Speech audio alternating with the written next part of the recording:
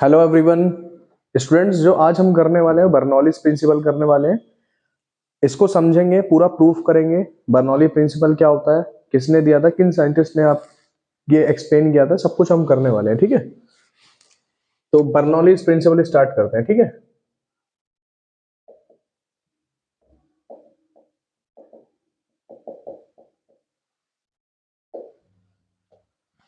तो स्टूडेंट्स अगर मैं आपसे बर्नौली प्रिंसिपल की बात करूं तो बर्नौलीज प्रिंसिपल सबसे पहले जो हमारे पास स्विस फिजिसिस्ट थे,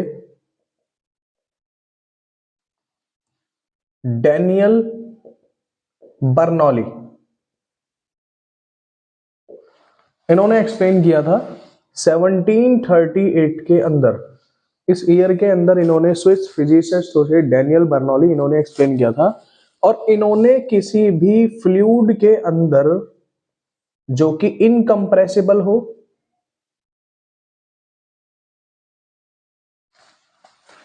नॉन विस्कस हो एंड स्टेडली फ्लो कर रहा हो,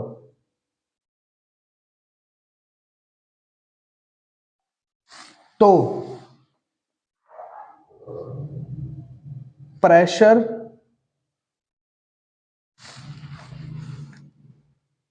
फ्लूइड स्पीड एंड हाइट से रिलेटेड एक एक्सप्रेशन इन्होंने एक्सप्लेन किया, और उसी को हमने बाद में पढ़ा बर्नौलीज प्रिंसिपल। और इसी को हमने बाद में क्या पढ़ा, बर्नौलीज प्रिंसिपल। कहने का मतलब कि अगर कोई फ्लूइड है, वो अगर नॉन विस्कस है, इनकंप्रेसिबल है और स्टेडली फ्लो कर रहा है, स्टेडी फ्लो मतलब कांस्टेंट फ्लो कर रहा है वो, तो उसके अंदर इन्होंने प्रेशर, फ्लूइड स्पीड और हाइट से रिलेटेड एक एक्सप्रेशन दिया, और इसको बाद में हमने रीड किया बर्नौलीज प्रिंसिपल। इसी को हम बर्नौलीज प्रिंसिपल बोलते हैं। और इस एक्सप्रेशन के थ्रू बर्नौलीज प्रिंसिपल बोलता क्या है, बर्नौलीज प्रिंसिपल बोलता है स्टूडेंट्स कि pressure energy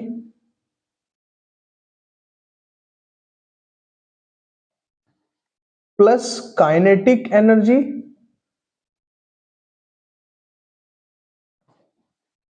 plus potential energy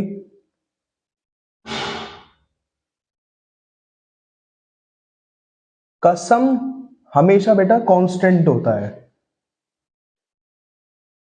इन्होंने इस लॉ के अंदर बोला, इस प्रिंसिपल के अंदर बोला कि pressure energy, kinetic energy and potential energy per unit volume क्या होता है बेटा, पर यूनिट वॉल्यूम हमेशा क्या होगा, कांस्टेंट। और ये किस फ्लूइड की बात हो रही है, ये बात हो रही है बेटा incompressible, non viscous and steady fluid की। यानी अगर कोई फ्लूइड इनकंप्रेसिबल है, नॉन विस्कस है और स्टेडी फ्लो कर रहा है किसी भी ट्यूब के अंदर, जो कि एच हाइट पे फ्लो अगर कर रही है, तो उसके अंदर प्रेशर एनर्जी, काइनेटिक एनर्जी और पोटेंशियल एनर्जी का जो सम होगा पर यूनिट वॉल्यूम के लिए हमेशा होगा constant. This is called Bernoulli's principle. और ये बहुत इंपॉर्टेंट है, मोस्ट इंपॉर्टेंट टॉपिक है मैकेनिकल प्रॉपर्टीज ऑफ फ्लूइड के अंदर। ये डेरिवेशन आता ही आता है, इसको हम प्रूफ करने वाले हैं। और इसका जो बेटा एक्सप्रेशन होता है जो हमें प्रूफ करना है, वो एक्सप्रेशन है P plus 1/2 rho V square plus rho G H is equal to constant.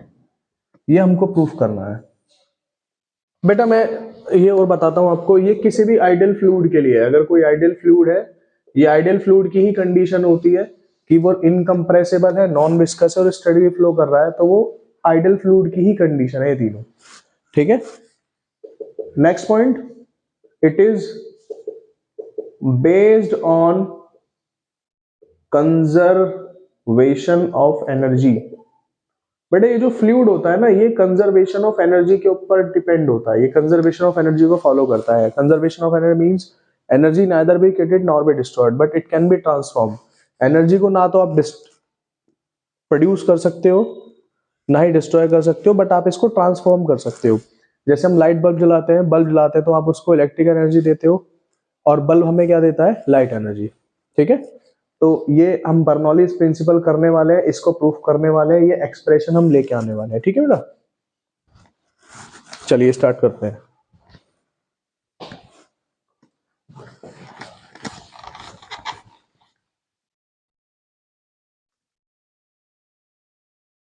बहुत अच्छा टॉपिक है, आपको पढ़ाई करनी पड़ेगी, ठीक है, इसको कॉपी में करना पड़ेगा। ऐसा नहीं कि मतलब पढ़ लिया बस, देख लिया हो गया, इसको आपको करना पड़ेगा, डेरिवेशन पूरा ड्राइव करना है। देखो बेटा, हमने कंसिडर किया कि ये कोई भी फ्लूइड इस ट्यूब के अंदर फ्लो हो रहा है, ठीक है।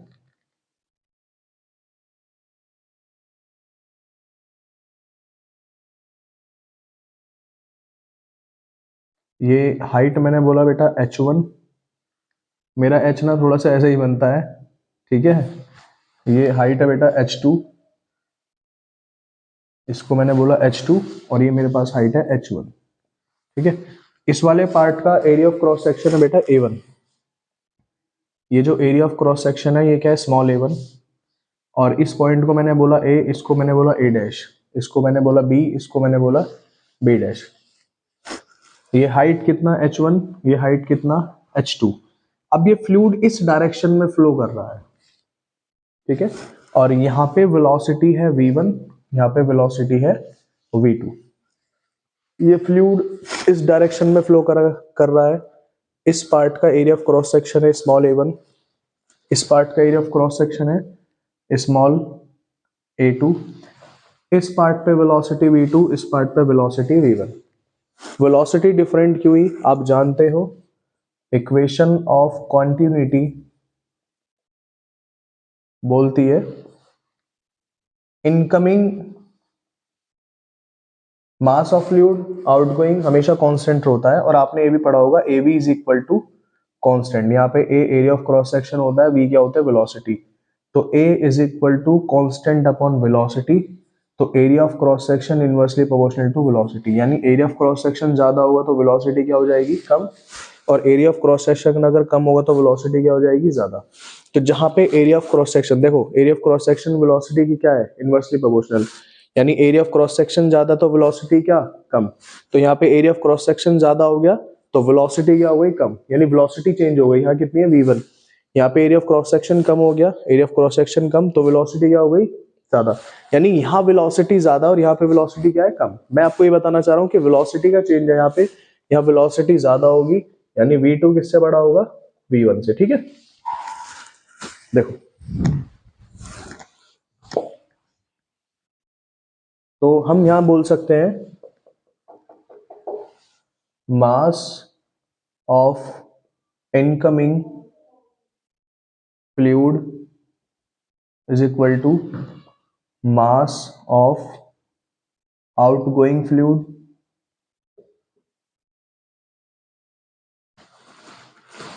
इन time delta T, in time delta T. कहने का मतलब बेटा, सेम टाइम के अंदर अगर मैं बोल रहा हूं कि 1 सेकंड के अंदर यहां से फ्लूइड का जो मास पास हो रहा है वो पास हो रहा है 2 किलोग्राम, तो बेटा 1 सेकंड के अंदर यहां से भी फ्लूइड जो पास होगा उसका मास क्या होगा, 1 किलोग्राम। ये इक्वेशन ऑफ कॉन्टिन्यूटी में हम पढ़ चुके हैं, ठीक है। तो इनकमिंग फ्लूइड का मास सेम टाइम के अंदर, जो भी इनकमिंग फ्लूइड हो रहा है उसका मास डेल्टा टी टाइम के अंदर, और जो फ्लूइड यहां से आउटगोइंग होगा उसका मास डेल्टा टी टाइम के अंदर क्या होगा, सेम। अच्छा, आप जानते हो कि मास जो होता है, मास का फॉर्मूला क्या होता है, डेंसिटी इनटू वॉल्यूम, ठीक है। ये बेटा जो मैं इस वाले पार्ट के लिए कर रहा हूँ सेम इधर भी कर रहा हूँ, यानी मैं इधर कर रहा हूँ इनकमिंग, यहाँ पे क्या कर रहा हूँ मैं, आउटगोइंग। तो वही सेम डेंसिटी इनटू वॉल्यूम। जो लिक्विड पास हो रहा है इसकी डेंसिटी की मैं बात करूं तो ये डेंसिटी है बेटा रो। तो डेंसिटी कितना हुआ, रो। इस वाले पार्ट की बात कर रहा हूं तो वॉल्यूम कितना होगा, देखो वॉल्यूम जो होता है, वॉल्यूम का मतलब होता है एरिया इनटू लेंथ। ध्यान से देखते रहना बेटा, मैं इस वाले पार्ट की बात कर रहा हूं, ए से ए डैश वाले पार्ट की बात कर रहा हूं, ठीक है। तो एरिया कितना है यहाँ पे, ए डैश के लिए 4, ए डैश, ए डैश की बात करूं बेटा तो एरिया कितना है इस वाले पार्ट के लिए, a1। और लेंथ कितनी है बेटा इसके लिए, ये लेंथ हमने मानी कि लेंथ है L1, बट हमें तो पता ही नहीं है लेंथ कितनी है। तो उसके लिए हम क्या यूज करेंगे, हम जानते हैं कि वेलोसिटी उस वाले पार्ट के लिए ए डैश के लिए वेलोसिटी कितनी है, v1। तो velocity equal to displacement, fluid ऐसे पास हो रहा है, ये length L1 work as displacement, और कितने टाइम की बात कर रहे हो आप, डेल्टा टी टाइम की। तो बेटा यहां से L1 कितना हुआ, V1 डेल्टा टी, ठीक है। यानी volume is equal to area into length. उस वाले पार्ट के लिए एरिया कितना A1, लेंथ कितना निकल के आया V1 डेल्टा टी। क्लियर। तो आप यहां से मास किसके इक्वल होता है, डेंसिटी इनटू वॉल्यूम। तो डेंसिटी तो लिक्विड की हमने कितनी मानी रो, और वॉल्यूम कितना हुआ V1 डेल्टा टी। बिल्कुल सेम बेटा आउटगोइंग मास जो होगा, देखो इनकमिंग मास जो निकल के आया वो निकल गया रो1 V1 डेल्टा टी, ठीक है।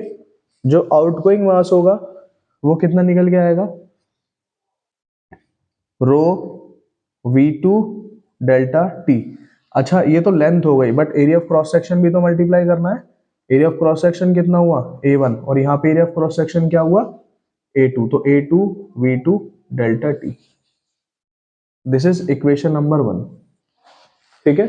दोबारा सुनो बेटा, कोई कंफ्यूजन है तो दोबारा सुनो। देखो मास का मतलब क्या होता है, डेंसिटी इनटू वॉल्यूम, ठीक है। तो density as it is, volume का मतलब एरिया ऑफ क्रॉस सेक्शन, और लेंथ कितना, लेंथ मैंने आपको बताया V1 डेल्टा टी। तो यहाँ पे लेंथ रखा है L1, यानी रो A2, L1 कितना हुआ V1 डेल्टा टी। तो इनकमिंग मास जो निकल गया है वो निकल गया है रो A2 V1 डेल्टा टी। बेटा ये इनकमिंग मास है, जो लिक्विड वहां से आ रहा है, ये इनकमिंग मास उसका रो A2 V1 delta T, sorry A1 आएगा यहाँ पे, है ना, क्योंकि हम ए डैश की बात कर रहे हैं। तो एरिया ऑफ क्रॉस सेक्शन किसका आएगा ए डैश का, और एरिया ऑफ क्रॉस सेक्शन वहां कितना है A1, तो रो A1 V1 डेल्टा टी। जब आप आउटगोइंग मास की बात करोगे तो सब कुछ एज इट इज सेम, क्योंकि जितना मास इनकमिंग हो रहा है वही आउटगोइंग होगा, बस वैल्यूज चेंज हो जाएंगी। Rho as it is, liquid तो सेम पास हो रहा है तो density same. Area of cross section B B dash के लिए कितना हुआ A2, वेलोसिटी वहां पे कितनी है V2, और टाइम कितना ले रहे हैं हम डेल्टा टी। तो इसलिए बेटा इनकमिंग मास किसके इक्वल हुआ, आउटगोइंग मास के, और इसको इक्वेशन हमने 1 कंसिडर कर लिया, ठीक है।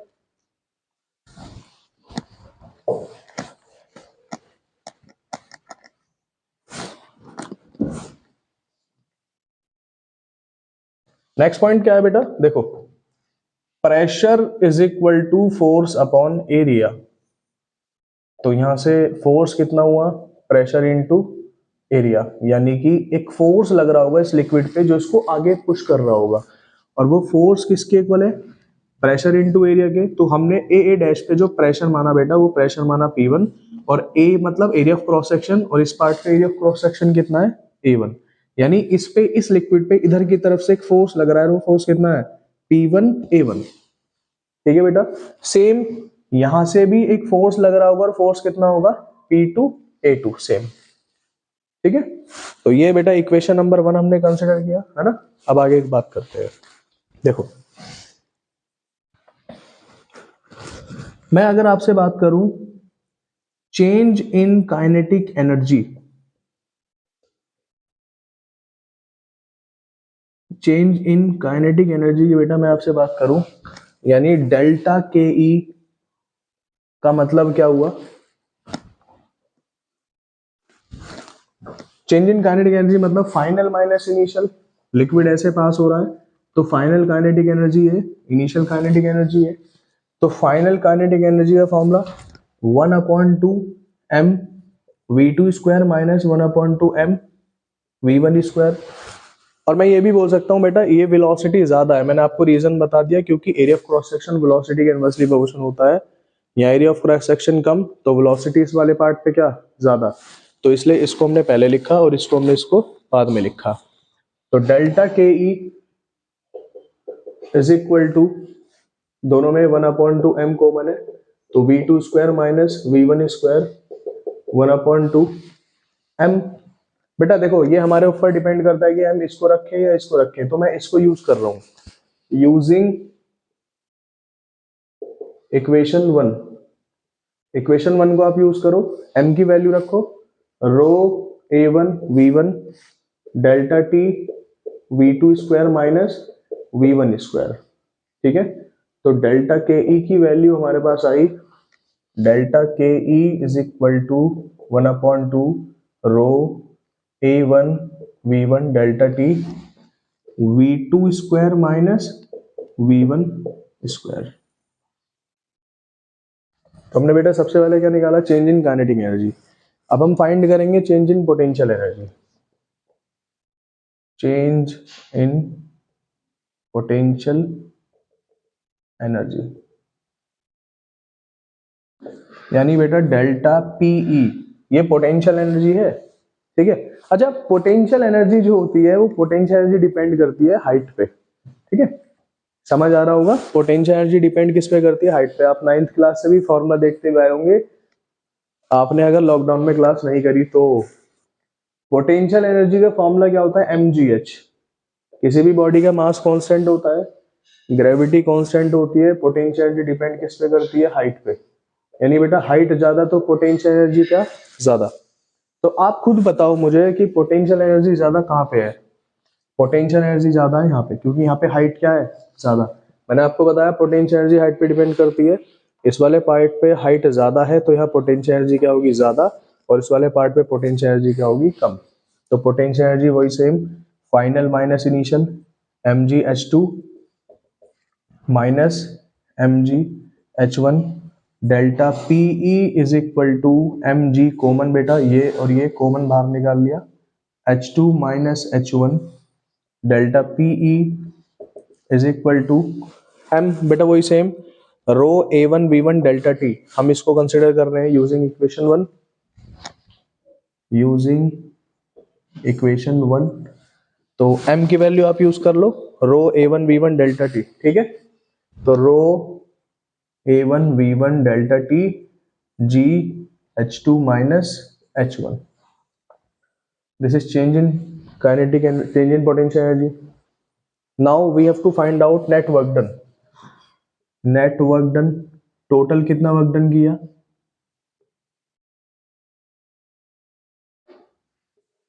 Delta W. अच्छा देखो यहां पे देखो, वर्क डन मतलब final work minus initial work, ठीक है। वर्क डन का फॉर्मूला क्या होता है, फोर्स इनटू डिस्प्लेसमेंट।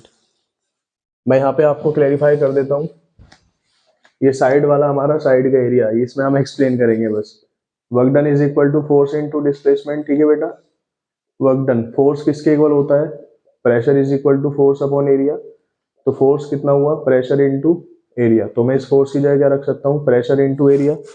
डिस्प्लेसमेंट वही वाली बात मैंने आपको बताया था कि जो डिस्प्लेसमेंट हो रहा है, मैं मान के चलो फ्लूइड यहाँ से यहाँ फ्लो हो रहा है, ये लेंथ L है, area of cross section A1, pressure यहाँ P1, ठीक है। और डेल्टा टी टाइम की बात कर रहे हैं, वेलोसिटी में यहाँ V1 कंसिडर कर रहा हूँ। तो वही velocity equal to displacement upon time. तो L1 कितना हुआ, V1 डेल्टा टी। आप डिस्प्लेसमेंट की जगह इस L1 को यूज कर लीजिए, यानी V1 डेल्टा टी, ठीक है। अगर आप ए डैश की बात कर रहे हैं तो प्रेशर होगा P1 और एरिया ऑफ क्रॉस सेक्शन क्या होगा, A1। अगर यही वर्क डन, मैं इसको 1 मान लिया मैंने, और यही वर्क डन अगर मैं सेकंड वाले पार्ट के लिए बी डैश के लिए बात करूं बेटा, तो बी डैश के लिए वर्क डन कितना हो जाएगा, सेम यही P2 A2 V2 delta T, ठीक है। दोबारा सुनो, देखो यहाँ पे कंसंट्रेशन रखोगे जब ही क्लियर होगा। वर्क डन का फॉर्मूला फोर्स इनटू डिस्प्लेसमेंट, मैं इस वाले पार्ट की बात कर रहा हूं ए डैश की, ठीक है। तो वर्क डन का फॉर्मूला होता है बेटा फोर्स इनटू डिस्प्लेसमेंट। अब फोर्स कितना होता है, we know that pressure is equal to force upon area. तो फोर्स कितना हुआ, प्रेशर इनटू एरिया। तो फोर्स प्रेशर इनटू एरिया। हम बात कर रहे हैं ए डैश की, तो प्रेशर वहां कितना P1, area of cross section कितना A1, वो वहां स्मॉल लिखा हुआ है, हम इसको स्मॉल कर लेते हैं, A1 स्मॉल कर लेते हैं ना, ये तो A2 ही है, हाँ ठीक। तो एरिया A1, वेलोसिटी कितनी वहां V1, टाइम कितना डेल्टा टी। तो वहां प्राइस वर्क निकाल लिया हमने। बिल्कुल सेम बीबी डैश पे भी वर्क कितना होगा, P2 A2 V2 delta T. तो नेट वर्क डन कितना हुआ, ये फ्लूइड ऐसे पास हो रहा है, ये फ्लूइड ऐसे पास हो रहा है, यानी कि यहां पे फ्लूइड को ज्यादा वर्क करना पड़ रहा है। यहाँ पे फ्लूइड को ज्यादा वर्क करना पड़ेगा, यहाँ प्रेशर ज्यादा होगा, जब भी तो फ्लूइड ऐसे पास होगा बेटा, यहाँ प्रेशर ज्यादा होगा जब भी तो फ्लूइड ऐसे पास होगा। अगर यानी यहाँ फोर्स ज्यादा लगेगा प्रेशर की वजह से, यहाँ पे अगर प्रेशर कम हो जाएगा तो फ्लूइड आगे कैसे पास होगा, ऊपर एच हाइट पे नहीं पास होगा, तो यहाँ पे वर्क डन ज्यादा करना पड़ेगा। ठीक है, तो नेट वर्क डन कितना हुआ, W1 माइनस W2, और W1 कितना आया हमारे पास, P1A1 V1 delta T minus P2A2 V2 delta T. दोनों में क्या कॉमन है, अभी कुछ कॉमन नहीं है, डेल्टा टी कॉमन है, उसे अभी नहीं निकाल रहे। इक्वेशन 1 यूज कर दीजिए। इस इक्वेशन 1 को हम ऐसे भी तो लिख सकते हैं, देखो रो रो से कैंसिल, डेल्टा टी से डेल्टा टी कैंसिल, तो इसको आप ऐसे भी तो लिख सकते हो, A1 V1 equal to A2 V2। तो मैं A2 V2 की जगह क्या यूज कर सकता हूँ, A1 V1। तो P1A1 V1 delta T minus P2A1 V1 delta T. बेटा अब देखो इसमें ये और ये कॉमन है, बाहर निकाल दिया, तो A1 V1 डेल्टा टी अंदर P1 माइनस P2, यह है हमारे पास नेट वर्क डन।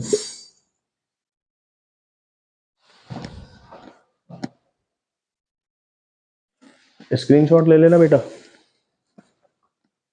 किसी को कोई भी कंफ्यूजन हो कमेंट बॉक्स में कमेंट कर देना।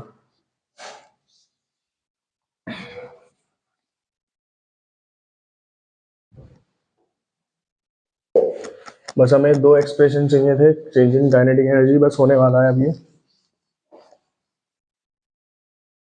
चेंज इन पोटेंशियल एनर्जी और net work done.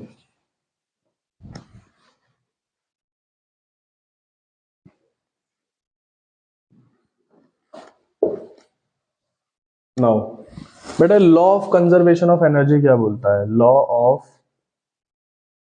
Conservation of energy, law of conservation of energy बोलता है बेटा, जो नेट वर्क डन होता है वो नेट वर्क डन होता है change in kinetic energy plus change in potential energy के इक्विवेलेंट होता है। आपने ये भी पढ़ा होगा, वर्क एनर्जी थ्योरम भी पढ़ी होगी कि चेंज इन वर्क डन किसके इक्वल होता है, चेंज इन काइनेटिक एनर्जी के, यानी टोटल वर्क डन किसके इक्वल होता है, चेंज इन काइनेटिक एनर्जी के। बट लेकिन यहाँ पे बॉडी की हाइट भी है, देखो ये जो आप यूज करते हो वर्क एनर्जी थ्योरम, जब बॉडी सेम हाइट पे मूव कर रही होती है उस टाइम पे चेंज इन वर्क डन किसके इक्वल होता है, काइनेटिक एनर्जी के चेंज के। बट लेकिन जब एच हाइट में भी वेरिएशन आता है बेटा, तो यहाँ पे नेट वर्क डन किसके इक्वल होता है, change in kinetic plus change in potential energy के। तो हम इस एक्सप्रेशन को यूज कर रहे हैं। डेल्टा डब्ल्यू की वैल्यू बेटा बोली A1 V1 delta T P1 minus P2। ठीक है, चेंज इन काइनेटिक एनर्जी की value 1/2 rho A1 V1 delta T V2 square minus V1 square. ठीक है, चेंज इन पोटेंशियल एनर्जी की वैल्यू रख दो बेटा, डेल्टा पी की जगह डेल्टा पी की वैल्यू रख दो यहाँ पे, तो डेल्टा पी कितना है, प्लस रो A1 V1 delta T G H2 minus H1। बेटा H से कंफ्यूज मत हो ना बिल्कुल भी, ये H1 है। ठीक है, अब इसको हम रब कर सकते हैं,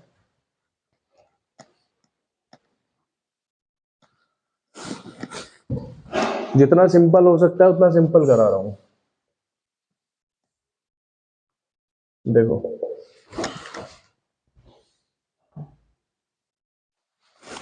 पूरी इक्वेशन में A1 V1 delta T A1 V1 delta T और A1 V1 delta T common है, सबको बाहर निकाल लो, तो A1 V1 डेल्टा टी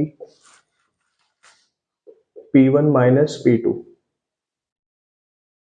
इधर से क्या common, same A1 V1 delta T, तो A1 V1 डेल्टा टी, इधर क्या बचा अंदर 1/2 rho V2 square minus V1 square plus rho g rho g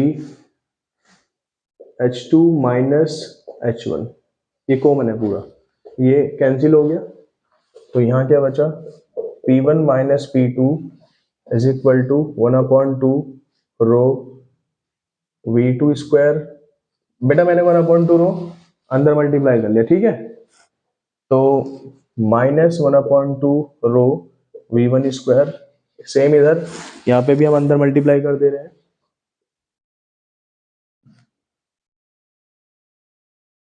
rho जी H2 minus rho G H1।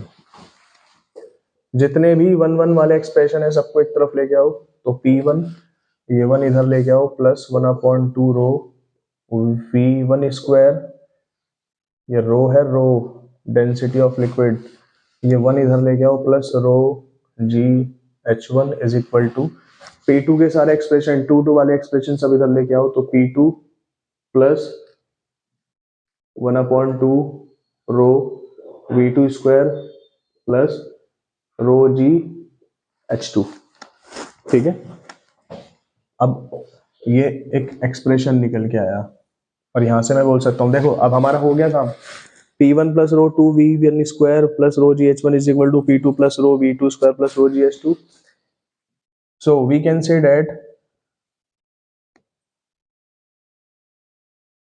आपने पढ़ा होगा ये, जैसे A1 V1 is equal to A2 V2 के इक्वलेंट होता है, तो हम इसको बोल सकते हैं कि AV जो होता है वो कांस्टेंट होता है ना।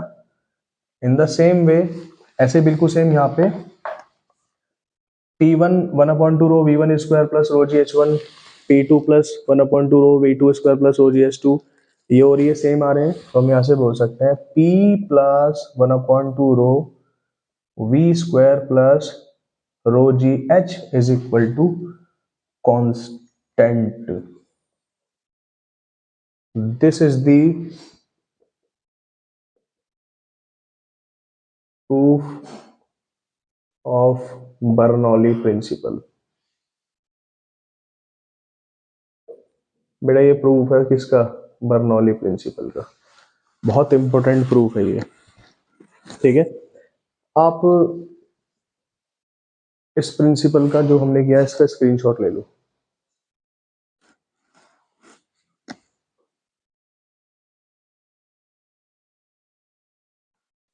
बेटा इसमें जितना भी हो सकता था मैंने सब कुछ कंप्लीट कराया आप लोगों को, एक एक स्टेप आपको एक्सप्लेन किया, ठीक है। और पढ़ाई करते रहो, कोई भी प्रॉब्लम हो कोई भी डाउट हो तो आप बता सकते हो, ठीक है। Thank you everyone.